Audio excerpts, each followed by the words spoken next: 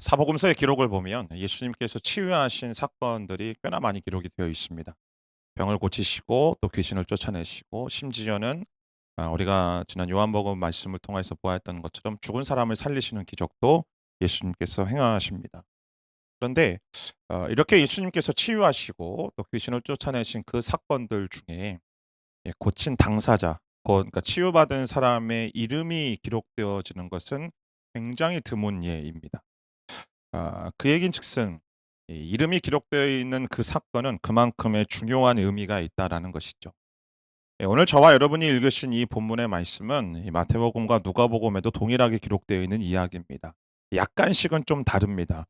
누가복음에는 두 명이 등장하고 그렇긴 한데 거의 같은 이야기거든요. 근데 이 같은 이야기들이기는 하지만 조금 관점들이 조금씩은 다릅니다. 마태는 예수님께서 직접 이 눈이 먼 사람에게 손을 대셔서 치유하셨다라는 예수님의 이 치유하심의 능력, 그것에 집중하고 있습니다.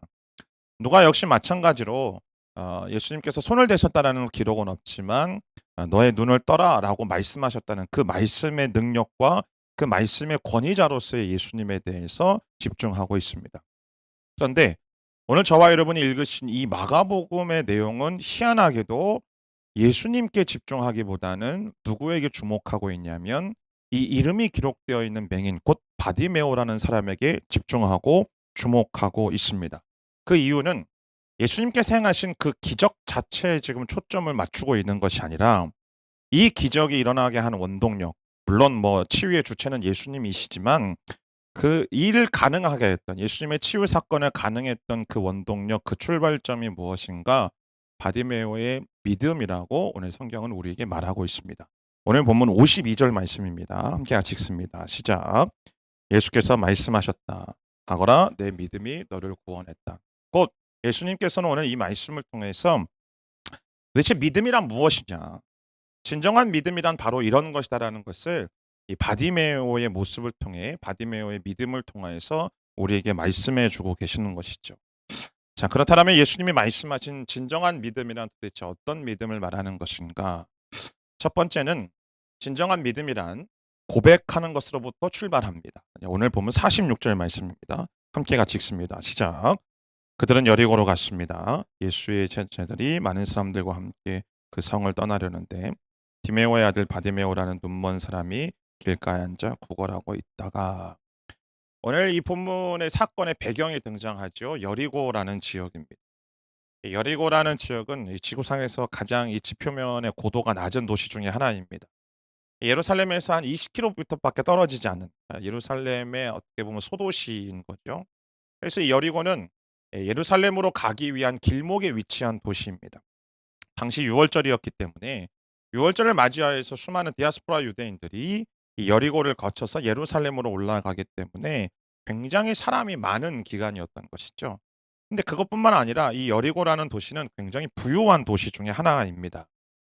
이 팔레스타인 지역이 대부분 광야 지역이기 때문에 물이 귀할 텐데요.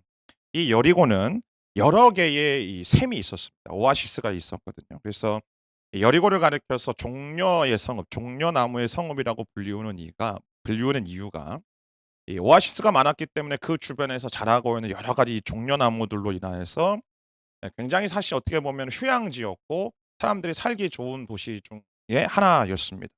오죽하면 여호수아에 의해서 이렇게 황폐되었던 이 여리고가 물론 아합에 의해서 재건은 되었지만 이 헤롯이 왕위에 있을 때에 이 겨울을 보내기 위해 그래서 예루살렘이 너무 추우니까 겨울에 그 겨울을 보내기 위해서 이 헤롯궁을 만들어서 휴양지를 건설했던 동네가 이 여리고입니다. 지금도 이 여리고라는 지역에 가보면 이 헤롯궁에 터가 있는데요. 어마어마하게 큽니다. 목욕탕 사이즈가 어 제가 정확하게 지금 기억은 안 나는데 이 헤롯이 사용했던 목욕탕 사이즈가 저희 본당의 한 10배 정도 되는 것 같아요. 하여튼 뭐 고 정도로 이렇게 부유했던 동네인 거죠. 그러니 사람도 많고 부유하고 누가 가장 많을까요? 구걸하는 사람이 많겠죠. 그래서 바디메오가 이곳에서 구걸을 하고 있었던 겁니다. 그런데 여느 때와 다름없이 구걸하던 바디메오가 예수님께서 지나간다라는 소식을 듣습니다. 오늘 47절 말씀을 보면 이렇게 기록이 되어 있죠. 나사렛 예수라는 말을 듣고 소리치기 시작했습니다. 다윗의 자손 예수여, 나를 불쌍히 여겨 주십시오. 바디메오가 예수님에 대해서 들은 것은 딱 한 문장입니다. 나사렛 예수가 등장했다. 나사렛 예수가 우리 동네에 왔다라는 이야기. 그런데 이 나사렛 예수라는 말 자체는요, 사실은 예수님을 비하하는 이야기입니다. 나사렛이라는 지역 자체가 이 대도시 예루살렘이나 여리고에서 바라볼 때, 또 갈릴리 지역 사람들이 바라볼 때 나사렛은 정말로 별 볼 일 없는 작은 촌동네거든요. 지금도 가보면 손바닥만 합니다. 걸어서 다 그냥 왔다 갔다 할 수 있을 정도의 도시. 이렇게 형편없는 촌동네에서 메시아가 어떻게 태어날 수 있느냐라는 의미로 이 나사렛 예수라고 예수님에 대해서 비하해서 부르는 것이죠. 그래서 요한복음 1장 말씀을 보면 예수님의 제자인 빌립이 예수님을 만난 다음에 자기의 가장 친한 친구인 나다나엘에게 가서 내가 구약의 예언자들이 기록했던 그분을 만났다라고 되어 있습니다. 그런데 이 나다나엘이 다음과 같이 이야기하죠. 나사렛에서 무슨 선한 것이 나오겠느냐. 기대할 수 없다라는 겁니다. 예언 메시아는 고사하고 예언자도 선지자도 그 나사렛이라는 촌동네에서는 별 볼 일 없는 동네에서는 나올 수가 없다라고 말하는 것이죠. 자, 이런 방법으로 이런 식으로 지금 예수님에 대해서 이야기한 것을 오늘 바디메오가 듣습니다. 근데 중요한 건 바디메오가 이 예수님을 나사렛 예수라고 비하하는 수많은 사람들의 이야기를 들었음에도 불구하고 바디메오는 예수님을 향하여서 어떻게 외치는가? 나사렛 예수여라고 외치는 것이 아니고 다윗의 자손 예수여라고 외치고 있습니다. 유대인들에게 있어서 이 다윗의 자손은 메시아라는 뜻으로 이해되었던 이야기입니다. 왜냐하면 구약의 선지자들에서 메시아가 다윗의 후손으로 태어날 것임에 대해서 이야기하고 있었기 때문에 다윗의 자손이라고 말한다는 것은 우리의 진정한 왕입니다. 당신은 우리의 메시아입니다. 당신은 우리의 구원자입니다. 라고 선언하고 선포하는 것이죠. 희한하게도 마가복음 전체 복음서 안에서 지금까지 예수님께서 다윗의 자손이라고 불리웠던 적이 단 한 차례도 없습니다. 오늘 이 본문 속에서 바디메오가 지금 유일하게 예수님을 다윗의 자손이라고 부른 것은 단순히 예수님을 그냥 부르기 위해서, 지나가시는 예수님을 붙잡기 위해서 예수님께 소리친 것이 아니라 예수님을 나의 구원자로, 나의 진정한 메시아로 그가 고백하고 있음을 선언하는 것입니다. 사랑하는 성도 여러분, 진정한 믿음은 도대체 무엇일까요? 내가 믿는다라는 그 행위 그 자체에 있는 것이 진정한 믿음이 아닙니다. 뿐만 아니라 믿는 나에게도 그 진정한 믿음은 나에게 달려있지 않습니다. 오직 진정한 믿음이란 그 믿음의 대상에 따라서 죽은 믿음이 되기도 하고 살아있는 믿음이 되기도 하는 것입니다. 저와 여러분의 믿음의 대상은 누구인가요? 우리의 믿음의 대상은 오직 예수 그리스도 한 분뿐인 줄 믿습니다. 저와 여러분의 신앙이 의미를 갖는 것은 그 신앙의 대상이 예수님이기 때문에 그런 거예요. 때로는 우리의 믿음과 신앙이, 신앙생활하는 것이 굉장히 복잡하게 보이는 것 같습니다. 이것도 해야 되고 저것도 해야 되고 이것도 배워야 되는 것 같고 이것도 알아야 되는 것 같고.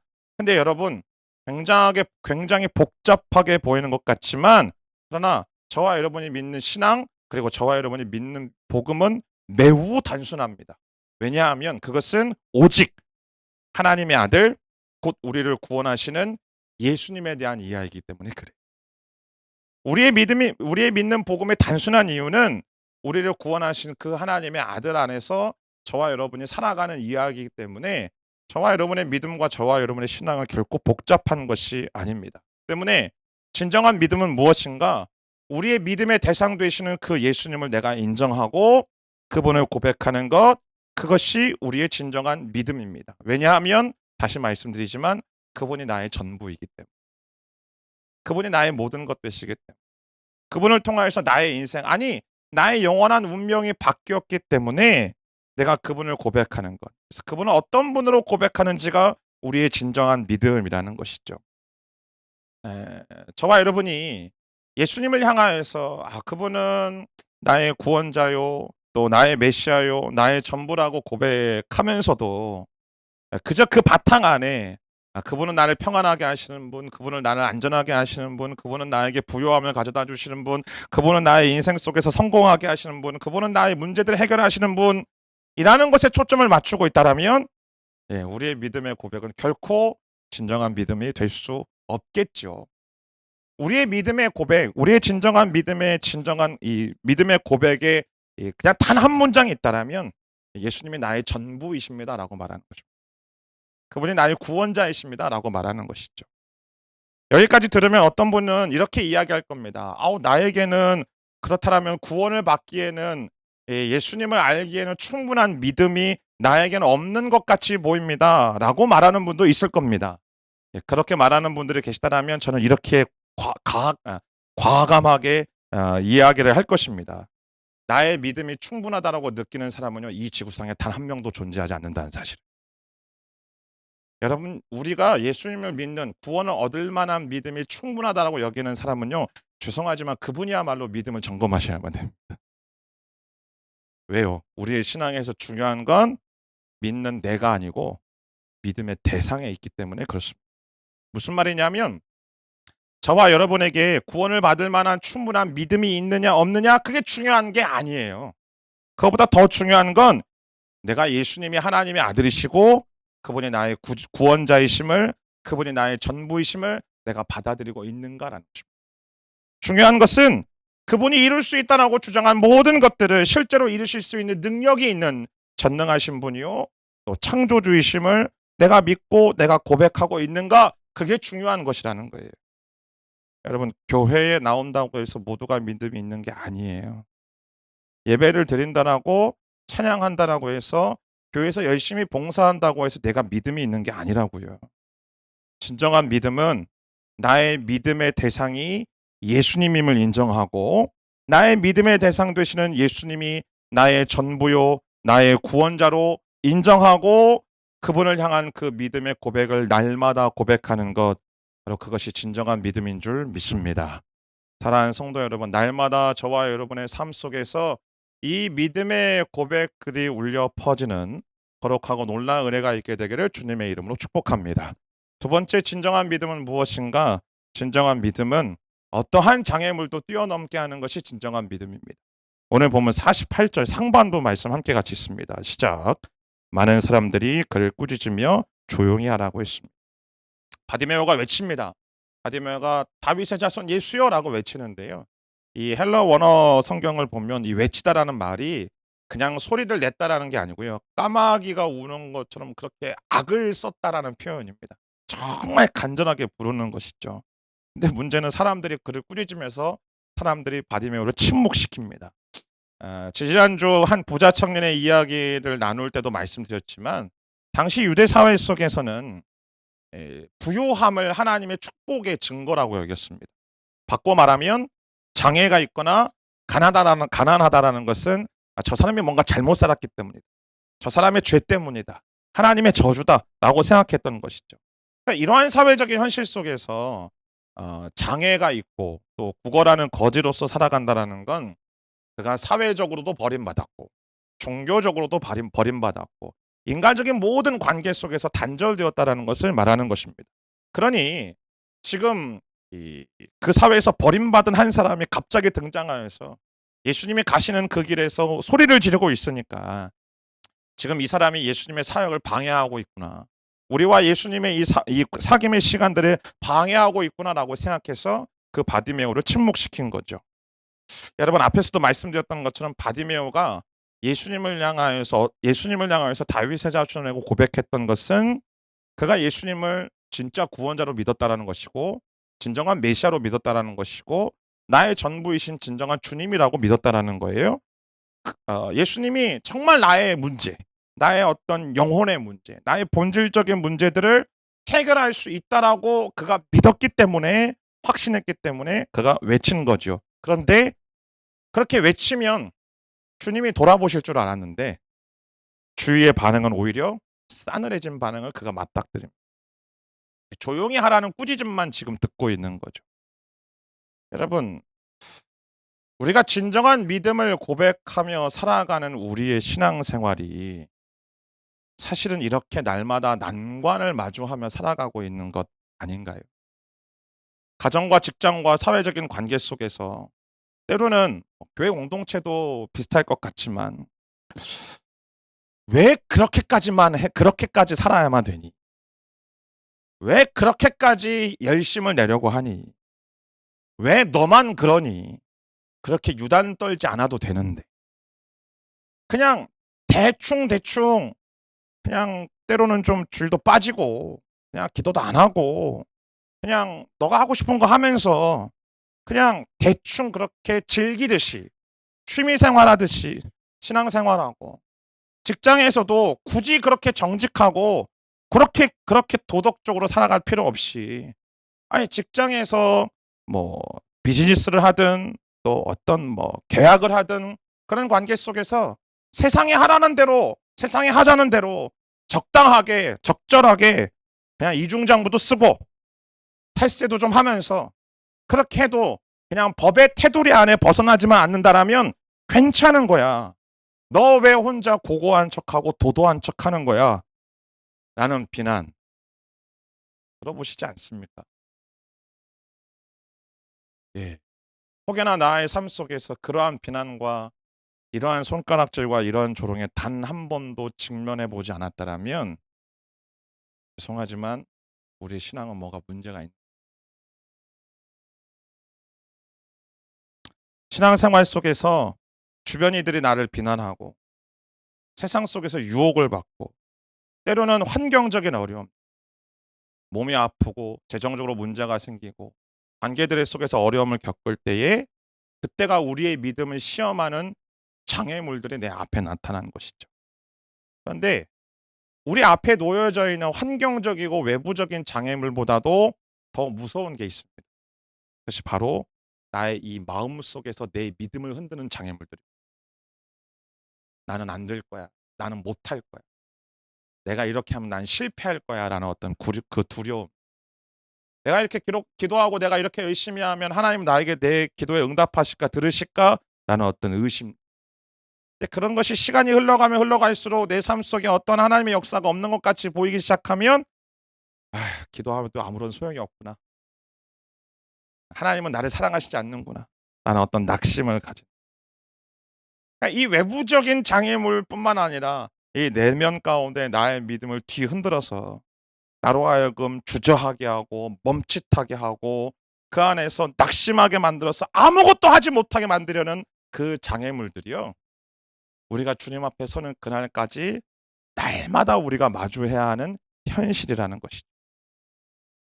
그런데 바디메오는 어떻게 할까요? 오늘 본문 48절 말씀 함께 같이 읽습니다. 시작. 그러나 그는 더욱더 큰 소리를 질렀습니다. 다윗의 자손이여 나를 불쌍히 여겨주십시오. 뭐라고 얘기합니까? 포기하지 않고 더 소리를 질렀대.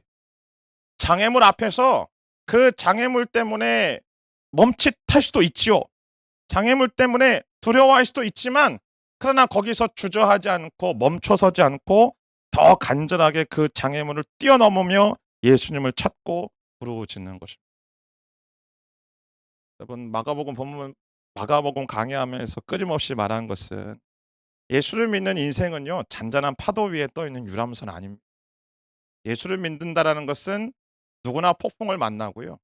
그 말은 누구나 인생의 장애물을 만나게 되어집니다. 희한한 건 장애물을 하나 건너가면 그러면 끝나는 것 같은데 이 허들 경기나 장애물 경기 보시면 아시겠지만 그 앞에 또 다른 장애물이 있다라는. 파도 타는 사람들이 그런 얘기를 하죠. 큰 파도를 만나서 그 파도를 열심히 타잖아요. 그럼 그게 끝나는 게 아니에요.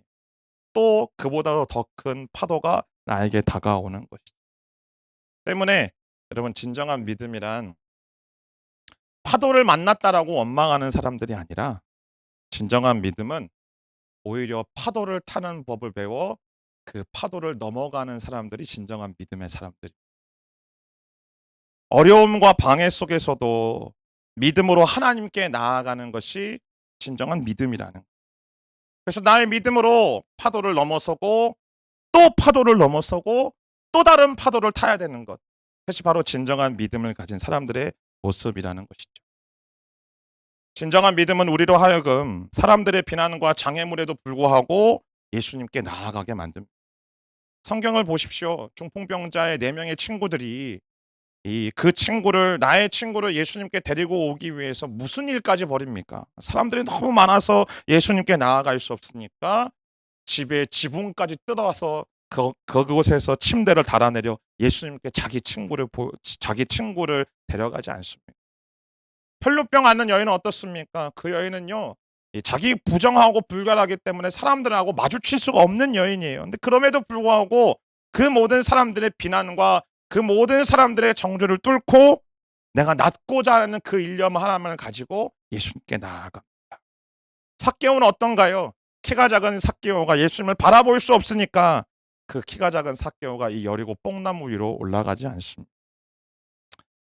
사람이 가로막든 환경이 가로막든 내 안에 내면에서 사단이 속삭이며 나를 가로막든지 간에 반드시 넘어갈 때 비로소 우리는 주님의 놀라우신 인하심과 기적을 경험하기 시작합니다.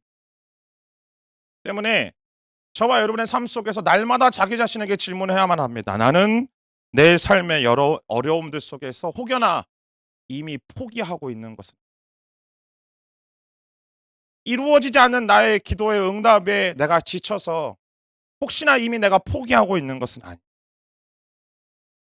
내 배우자를 위하여서 내 배우자가 예수님께 돌아오기를, 하나님께 나아가기를 끊임없이 기도하는데 변하지 않는 그 시간들이 5년이 흘러가고 10년이 흘러가고 20년이 흘러가는 이 삶의 현실들을 바라보며 혹여나 나는 포기하고 있는 것은 아닌지, 내가 나의 직장 속에서, 나의 학교 속에서, 나의 이웃과의 관계 속에서 복음을 증거하고 복음을 전하는 한 사람의 그리스도인을 살아가기로 믿음으로 결정하지만 나를 향하여서 압박하고 비난하고 정죄하는 그 모습들 속에 더 이상은 내가 버틸 수 없다라고 말하는 것은 아니지.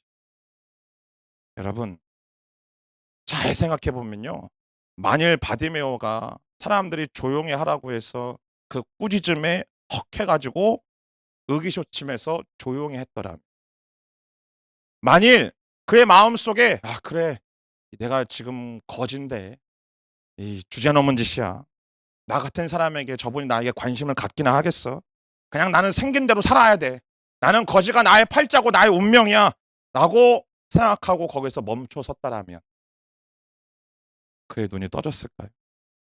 아니요, 기적은 일어나지 않았습니다. 때문에 진정한 믿음이 우리에게 있다라면 아무리 상황이 어렵고 주변에서 그리고 내 안에서 그만하라고 나에게 핀잔해도 주저앉지 않는 사람이 진정한 믿음의 사람인 줄 믿습니다. 사랑하는 여러분, 주님의 이름으로 축복합니다. 어떠한 장애물을 만나든, 그것이 외부적인 압박과 비난과 핍박과 정죄든 간에, 아니면 내 내면에서 일어나고 있는 낙심과 두려움이든 간에, 어떤 장애물이 놓여있다 하더라도 주님을 바라보는 저와 여러분의 은혜가 있게 되기를 주님의 이름으로 축복합니다.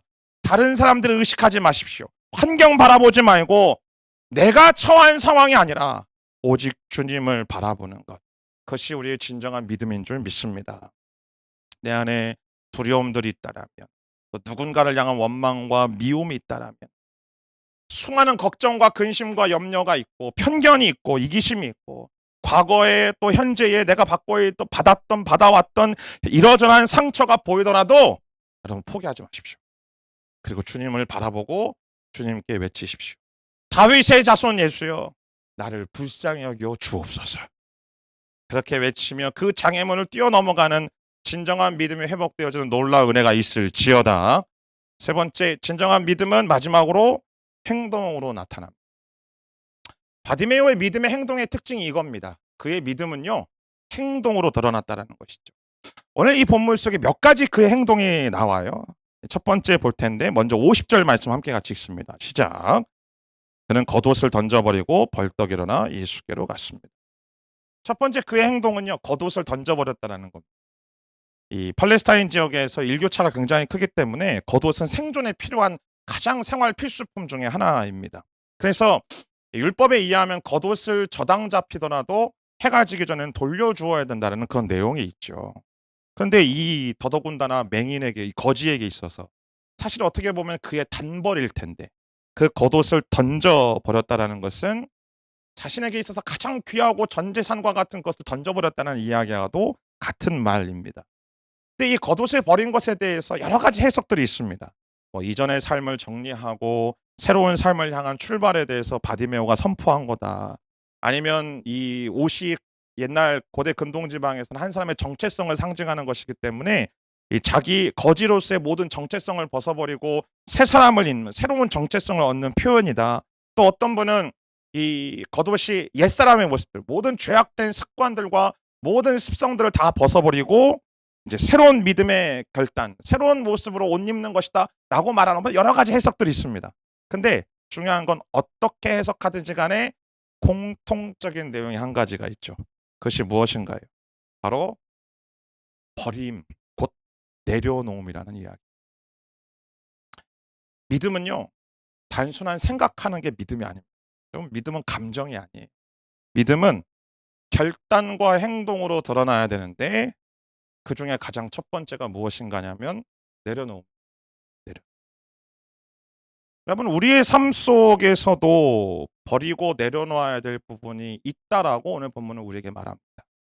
정말로 내 안에 진정한 믿음이 회복되기 위해서 내 안에 버려버려야 할 것, 내 안에 내려놓아야 될 것들이 있지요. 물질적인 부분에 대한 집착과 욕심들, 두려움들, 불신, 또 자존심, 교만한 부분들, 또 상처와 모든 아픔들. 사랑하는 여러분, 한 가지 질문합니다. 오늘 바디메오는 자신의 인생 속에서 가장 소중하고 가장 귀하고 어떻게 보면 자기 목숨과도 같은 겉옷을 내어버리고 예수님께 나아갔습니다. 여러분은 무엇을 버리면서까지 예수님을 향한 믿음을 보이고 계십니까? 우리는요, 어찌 보면 우리 안에 이런 마음들이 있죠. 주일에 내가 잠 못 자고 아침에 1시간 정도 예배 나와 하는 거, 이 정도면 적당해. 여러분, 예수님은 당신을 위해서 자기 생명을 내어버리셨습니다. 근데 우리는요, 우리의 시간 1시간 조금 더 그 1시간보다 조금 더 지나가면 불편해하고, 나의 자존심 내어버리는 것도 힘들어하죠. 나의 재정이요? 아, 재정은 말할 것도 없죠. 가족을 위해서 1,200만 원짜리 뭐 가족 여행을 가고 하는 것은 너무 하나도 아깝지 않은데, 그러나 주님을 위해서 재정을 드리고 재정을 헌금하는 것에 대해서 너무나 아까워하는,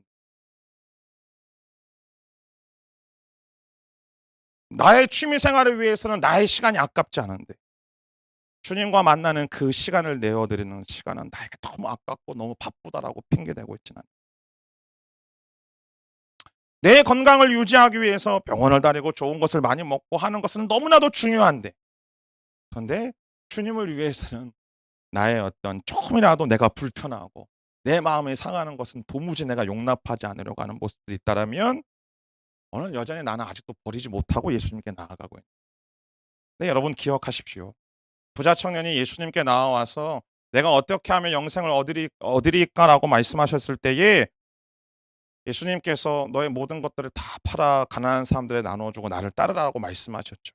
근데 그가 근심하여서 돌아갔습니다. 왜요? 그에게 있어서 재정은, 돈은 그에게 있어서 자존심이요. 자기의 신앙을 지키고 자기가 하나님 앞에 나아갈 수 있다라고 하나님께 용인되어 수 있다라고 여기고 있는 자기의 자존심이었습니다. 근데 그것을 버리지 못하니 예수님의 요청을 못 받아들인 것이죠. 근데 반대로 바디메오는 자기 자존심도 내려버립니다. 사람들의 시선도 내어버립니다. 그리고 두려움도 내려놓습니다. 그리고 자기 삶에서 중요하다고 여겼던 그 겉옷조차도 내려놓고 예수님께 나아가는. 그게 진짜 믿음입니다. 두 번째, 그러면 어떻게 이렇게 우리는 내려놓을 수 있을까? 두 번째 믿음의 행동이 바디메오에게 나타나죠. 그것은 우선순위가 분명해지는 삶을 살아가기 시작합니다. 오늘 본문 51절 말씀 있습니다. 시작. 예수께서 그에게 물으셨습니다. 내가 무엇을 내게 해주기를 원하느냐? 앞을 못 보는 사람이 대답했습니다. 선생님, 제가 보기를 원합니다. 여러분, 이 질문, 내가 무엇을 내게 해주기를 원하느냐? 지난주에 야고보와 요한에게 동일하게 질문하셨던 내용입니다. 그 질문에 야고보와 요한은 무엇라고 대답했나요? 주님, 우리를 예수님의 좌우편에 앉게 해주십시오. 권력을 요구하고 명예를 요구하고 자리를 요구했습니다. 그런데 바디메오는 그런 거 아무런 관심이 없는 거예요. 제가 말씀을 묵상하면서 만약에 예수님께서 나에게 이런 질문을 하셨다면 나는 어떻게 대답했을까? 머리를 막 굴려봤을 거예요. 생각해 보니까 막 써봤거든요. 내가 눈이 좀 못 봐도 돈이 많으면 좀 이렇게 편하게 살아갈 수 있지 않을까? 그렇지 않습니까? 종도 부리면서. 그럼 눈이 안 보이는 건 불편할 뿐인 거지. 그 그러든지 아니면 어 좀 높은 자리, 권력, 좋은 집 그런 거 달라고 하지 않았을까? 근데 이런 믿음 없는 목사보다는 바디메고 훌륭한 거죠. 아무런 관심이 없는 거예요. 그의 유일한 관심은 딱 한 가지. 주님, 나 가난해도 괜찮고요. 내가 거지로 살아도 괜찮아요. 근데 나는 보고 싶어요.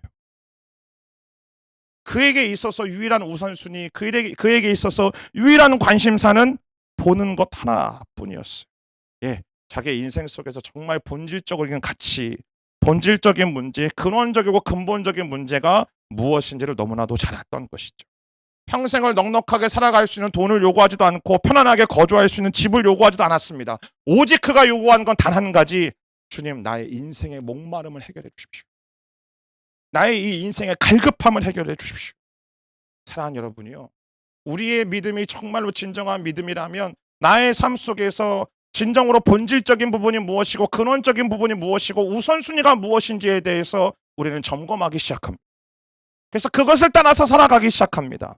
예수님께서 오늘 이 본문을 통해서 우리에게 말씀하시는 것은 하나님이 우리에게 기대하고 소망하시는 건 바디메오와 같이 눈이 떠지는 데에 모든 관심이 집중되고 주목하기를 원하신다. 앞에서도 이야기했지만 계속 말씀을 드리지만 예수님이 이 마가복음 본문 속에서 계속 말씀하시는 게 그거잖아요. 영적인 눈이 뜨어지는. 눈이 있어도 보지 못하고 귀가 있어도 듣지 못하는 인생이 행복한 게 아니고 눈이 없어도 주님을 바라보고 귀가 없어도 주님의 음성을 듣고 주님이 인도하시는 대로 주님과 교제하며 주님과 함께 살아가는 삶이 가장 본질적이고 가장 귀하고 가장 가치 있는 인생인 줄 믿습니다. 그것에 대한 갈급함을 가지라. 그것에 대한 목마름을 가지라는 것이죠. 그럴 때에 비로소 우리는 인생의 방향과 목적이 분명하게 설정되어지고 그 길을 향해서 나아갈 수 있게 되어지는 겁니다. 세 번째 믿음의 행동이 무엇인가? 우리의 본질이 분명해지잖아요. 우리의 우선순위가 분명해지잖아요. 그러면 나타나는 행동의 모습은 예수님을 따르는 삶을 선택한다라는 것입니다. 오늘 본문 52절 말씀 함께 같이 읽습니다. 시작. 예수께서 말씀하셨습니다. 가거라, 내 믿음이 너를 구원했다. 그러자 그 즉시 그는 보게 됐고 예수를 따라 길을 나섰습니다. 바디메오가 고침을 받았어요. 근데 그게 끝이 아니에요. 바디메오가 즉시 고침을 받았지만 그에게 선포된 구원이 다시 보는 것이었지만 그게 끝은 아니라고요. 바디메오가 어떻게 합니까? 예수님, 저는 이 말씀 보면서 정말 신기했던 게 예수님이 가라라고 했거든요. 가. 이제 너의 삶의 자리로 가. 근데 바디메오가 예수님을 따라가. 사랑하는 여러분, 진정한 믿음을 가지고 우리 인생 속에 나의 중요한 것들을 내려놓으며 우선순위가 정해지고 본질이 정해지는 사람은요, 나의 삶 속에서 예수를 따르는 인생을 살아가기로 선택합니다. 오해는 하지 마십시오. 나의 삶의 모든 직장 다 버려버리고 가정 버리고 선교사로 목회자로 사역자로 살라는 말 절대로 아닙니다. 주님을 따르는 삶에 대한 이해. 우리가 계속 지금 몇 주 동안 이야기했던 자기를 부인하고 자기 십자가를 지고 따르는 그 예수님을 따르는 삶을 살아가는 것, 그게 제자로서의 삶을 살아가는 것이죠. 무엇이 이 바디메오 구걸만 하던 이 인생을 예수님을 따르는 제자로서 변화시켰을까요? 그의 믿음 때문. 믿음을 가지니 평생 달라고만 하던 인생에서 주님의 길을 따르는 제자로서 우뚝 서게 된 것이죠. 때문에 진정한 믿음의 사람은 상황과 환경에 의해서 좌우되지 않습니다. 오히려 상황과 환경을 뛰어넘어서 예수님을 따르는 인생을 살아가기로 선택하는 사람들이 진정한 믿음의 사람들. 왜냐하면 진정한 믿음이 우리의 삶을 변화시키기 때문에 그렇습니다. 예수를 믿기 이전과 그 믿음 이후의 나의 삶이 혹시 여전히 똑같다라고 생각하시는 분들 계십니까? 제가 어떤 분하고 예전에 그런 대화를 나눈 적이 있는데 부부가 오셔서 상담하는데요. 목사님, 세상에요. 이 남자가요. 예수 믿기 전에도 하루에 2병, 3병씩 마셨는데 지금도 2병, 3병씩 마신다고. 근데 이분이 그런 얘기를 하는 거예요. 목사님, 나는 열심히 교회 다니지 않습니까? 열심히 신앙생활 하지 않습니까? 열심히 사역하지 않습니까? 근데 나는 이거는 못 끊겠다는 거예요. 여러분, 성경 잘 보셔야 돼요. 술 마시고 담배 핀다라고 천국 못 간다는 이야기는 없어요. 근데 중요한 건 내가 예수를 믿기로 결정하고 그 진정한 믿음을 가지고 살아간다라면 내 안에 내가 기뻐하고 내가 즐거워하는 인생으로 살아가는 게 아니라 하나님이 기뻐하시고 하나님을 만족하고 하나님을 즐겁게 하는 인생으로 살아가기로 결정하는 거예요. 그러면 내가 원하는 거, 내가 하고 싶은 게 아니고 주님이 하고 싶으신 거, 주님이 원하시는 것이 내 삶 가운데 이루어질 소망함으로 살아가게 되는 거죠. 그러다 보면 내 삶이 정리가 되어져. 그래서 행함으로 구원을 얻는 것은 아니지만 나의 안에 진정한 믿음이 있다라면 내 삶의 행동으로 그 믿음이 증명되어지고 나타나게 되어지는 것입니다. 바디메오가 눈을 뜬 사건을 시작으로, 눈을 뜬 사건을 마지막으로 이 마가복음의 2막의 이야기가 끝납니다. 근데 마가복음 2막이 어디서부터 시작하냐면 8장 22절부터 시작해요. 그 얘기가 어떤 얘기냐면 벳세다에서 맹인을 치유하신 사건. 이 마가복음 2막의 전체 이야기가 앞뒤로 맹인이 눈을 뜬 사건이 들어가 있어요. 그 안에 어떤 얘기가 있냐면 예수님께서 베드로가 신앙 고백하고 예수님이 순환을 예고하시고 여러 사건과 대화들 통하여서 예수님이 말씀하신 게 무엇인가? 예수님을 따르는 삶, 제자로서의 삶, 하나님 나라의 백성의 삶이 무엇인지에 대해서 말씀하십니다. 영적인 무지와 죄의 상태에 빠져있는 인간이 구원을 받게 되는, 그리고 자기를 부인하고 자기를 십자가를 지고 예수님을 따르는 삶에 있어서 가장 전제가 되어져야 되고 가장 우리 안에 회복되어져야 될 것이 무엇인가? 믿음이다. 그리고 그 진정한 믿음이 무엇인지 오늘 이 바디메오의 이야기를 통하여서 실제 예를 보여주고 계십니다. 사랑하는 여러분, 그러기에 오늘 저와 여러분이 이 바디메오의 이야기를 대하며 하나님, 나도 바디메오처럼 내 병이 고치고 싶습니다. 내 문제가 해결되어지고 싶습니다. 주님, 내 인생 가운데 기적을 베풀어 주십시오 라고 기도하기보다 주님, 오늘 이 본문에 나타난 바디메오의 믿음이 나의 믿음 되게 하여 주옵소서. 바디메오의 진정한 믿음이 나의 믿음 되게 하여 주옵소서 라고 고백하며 기도하며 나아가는 저와 여러분 되기를 주님의 이름으로 축복합니다. 진정한 믿음은 어떠한 장애물 앞에서도 믿음의 대상이신 예수님을 향한 고백으로부터 시작합니다. 진정한 믿음은 말뿐이 아니라 결단과 행동입니다. 곧 내려놓고 우선순위가 결정되어지고 예수님을 따르는 삶으로 나타납니다. 이러한 믿음이 당신의 믿음이 될지어다. 함께 같이 기도하며 나가도록 하겠습니다.